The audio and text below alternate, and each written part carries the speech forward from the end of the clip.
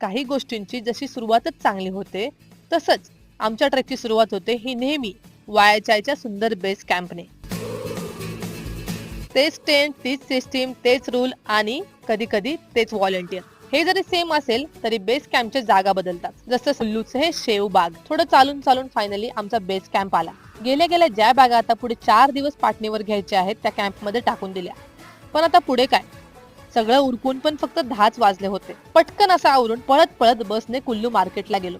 बसमधून खाली उतरल्या उतरल्या धाव घेतली ह्या ज्यूस सेंटर मध्ये, जिथे मी आंब्याचा रस गटगट पिऊन मन तृप्त केलं. एवढं सामान आणलं होतं आम्ही, तरीही कोणाकडे जॅकेट नव्हतं, कोणाकडे हातमोजे नव्हते, तर कोणाकडे पायमोजे नव्हते. पूर्ण मार्केट फिरून फिरून आम्ही पोरींनी नाही पण पोरांनी बरीच शॉपिंग केली. एवढं करूनही फक्त 5च वाजले होते. पण इकडे बोर नाही होत. गप्पा मारत मारत हे बघ ते बघ करत, पत्ते खेळत आणि 50 वेळा चरत टाइम असाच निघून जातो.